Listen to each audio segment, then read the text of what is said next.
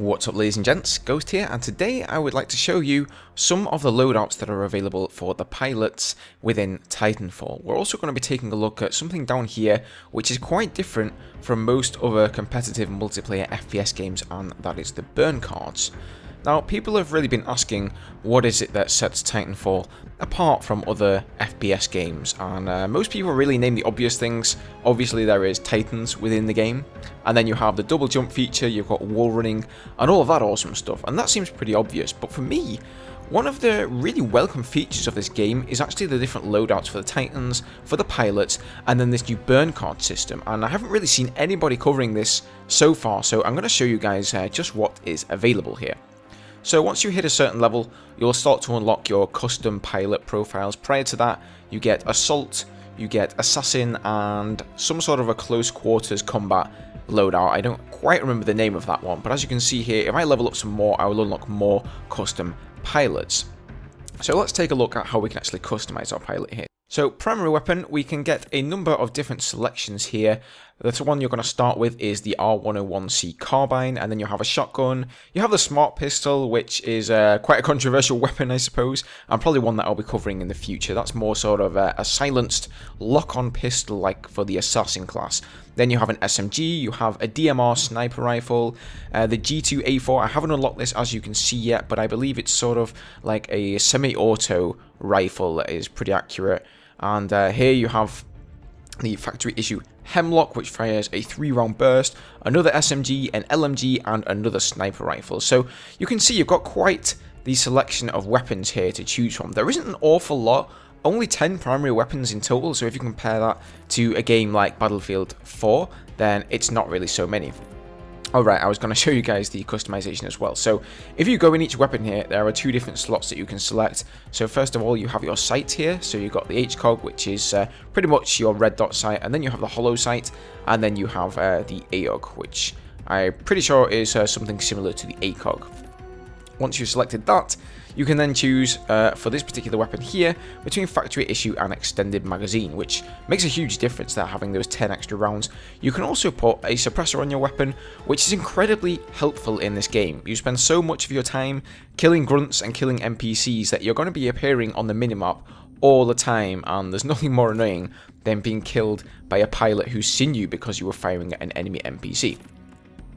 Alrighty, so then we have your anti-Titan weapon. This is a weapon that you're going to get for each of your classes. Here we have the Archer Heavy Rocket. This is a lock-on rocket launcher. It does a large amount of damage once locked on. It's a fire and forget missile. Then we have the Sidewinder, which fires smaller little rapid-fire micro missiles. You have 25 of those, and they will do a lot less damage, obviously, than the Heavy Rocket Launcher here, but it's more sort of sustained damage over time. Haven't unlocked these two yet, but Mag Launcher we have here fires magnetic grenades. When fired, the grenades will veer towards nearby enemy Titans and Spectres and detonate on impact. So it sounds like it's sort of a semi-lock-on ability there. Only a magazine capacity of 5 for that one. Then we have Charge Rifle, which apparently has a magazine capacity of 500. That's kind of surprising. A charge rifle fires an energy beam that inflicts massive damage. Holding the firing trigger charges the weapon. Timing is critical to its use. Okay, so this may be the case that the more you charge the weapon, the more it uses up. So one fully charged shot may, for example, use up 100 of your magazine's capacity. Moving on, we have Sidearms. So these are the two you start off with. Pretty standard, the Hammond here being the little bit more powerful of the two sidearms, and the RE45 a little bit less powerful, but a higher magazine capacity and a little bit more accurate. And then we also have the B3 Wingman here, which is a revolver. So that will probably be, yeah, looks to be the most powerful of the three there. Now, this is where things start to get a little bit different from your traditional shooters. You have tactical ability, ordnance, tier 1 kit, and tier 2 kit. So let's take a look at tactical ability here first. 3 to choose from for your pilot. You start off with Cloak, and that's pretty self-explanatory. You can Cloak. It's really good against enemy Titans because they can't see you that easily, but you're pretty obvious to enemy pilots. It does make you a little bit more difficult to hit, but this is essentially going to be your oh shit button, yeah. So if you end up in trouble, you can Cloak and try and get out of there, but it's also something that works very nicely and synergizes great with, for example, the smart pistol, which is always silenced and can lock onto enemies. It's a great tactic to cloak behind somebody, lock onto them, and then just get a nice lock-on kill. Secondly, we have Stim, which will boost the movement speed and health regeneration of your character, of your pilot for a short period of time there. So another great oh shit button. If you take a lot of damage from somebody, you duck behind cover, he ducks behind cover, hit Q, activate your Stim, and you will recharge your health in no time at all and gain an advantage. And then you have Active Radar Pulse, which triggers a scan that allows you to see enemies through walls for a short amount of time. So that kind of sounds like wall hacks. Not exactly sure how that one will play out or for how long. I mean, I suppose the ability only lasts for a few seconds, so I suppose that'll be okay, but it sounds very tempting, that one.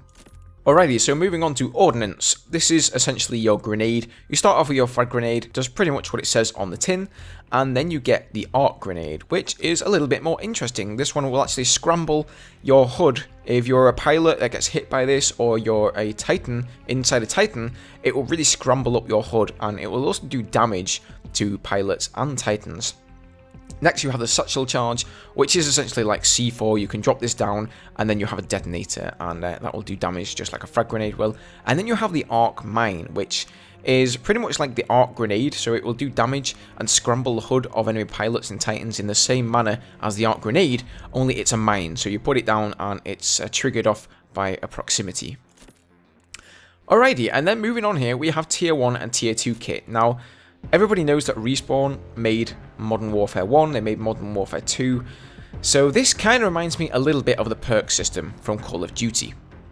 But I think it's pretty well balanced, and you're going to see that when I show you the burn cards later on in the video. So here you have the Enhanced Parkour kit.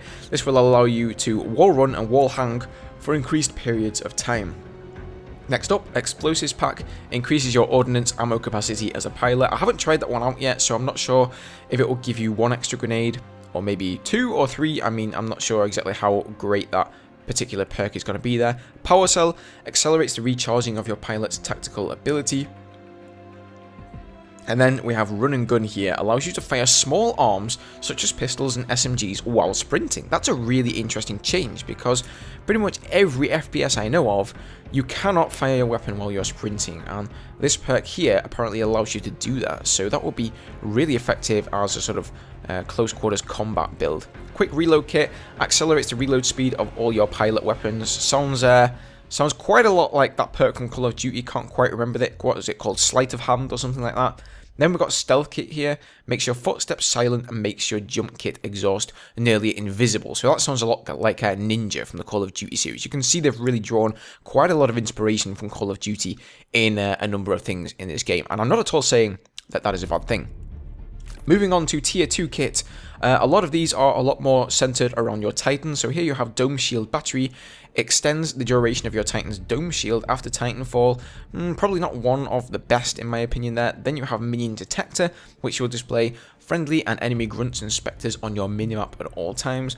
Warpfall Transmitter transmits, the Warpfall Transmitter accelerates your Titanfall substantially using short-range jump technology. So apparently that's going to make you just simply move faster in the Titan. Deadman's Trigger will detonate all your explosives that you have left on the map whenever you're dead. So that's a little bit of RNG there. Just hope that you get a kill from them. The Ice Pick is a modified data knife that increases the speed with which you can hack specters and turret control panels. So that seems decent. I'm not really sure how great sort of hacking these turrets within the game is. I haven't experimented too much with that yet.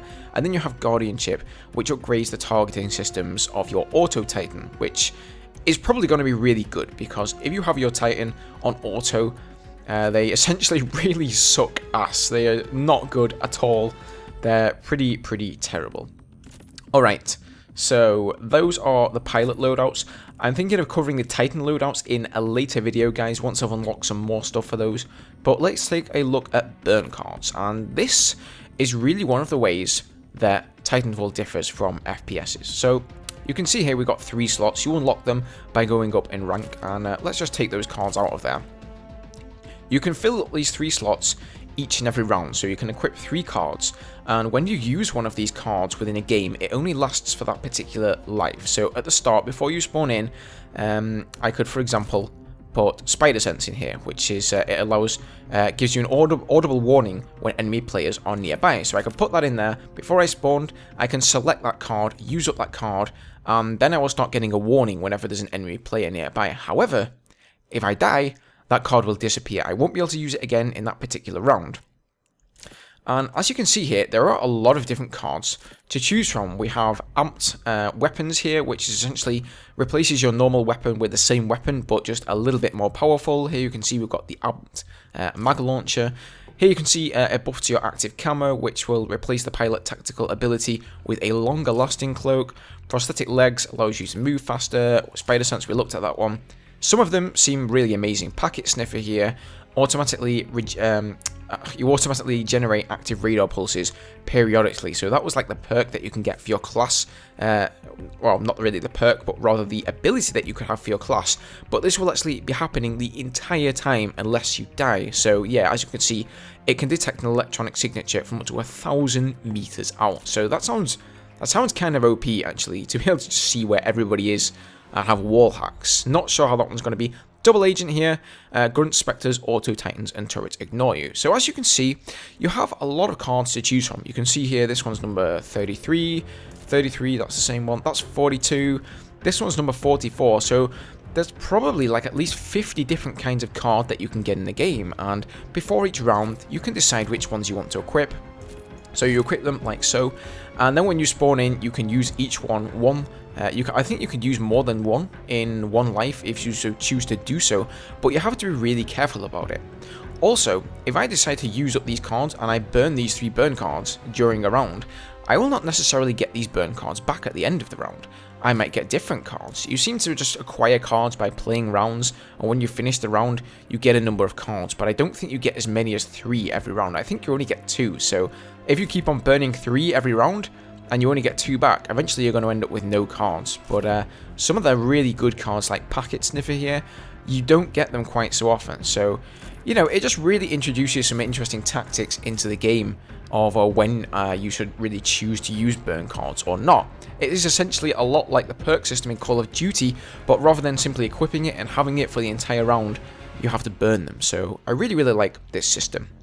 Anyway, guys, that is going to do it for this one. I will be covering the Titan loadouts in a later video, because this one has probably gone on for long enough here, and I don't want to bore you guys to death. It would also be nice to actually unlock some more stuff for the Titan loadouts before I showcase before I actually showcase that to you guys. So yeah, I hope this was informative. Hopefully something that you haven't seen before, and will help you decide a little bit if you actually want to pick up Titanfall or not. As always, guys, thank you so much for watching, and I'll see you all in the next one. Cheers.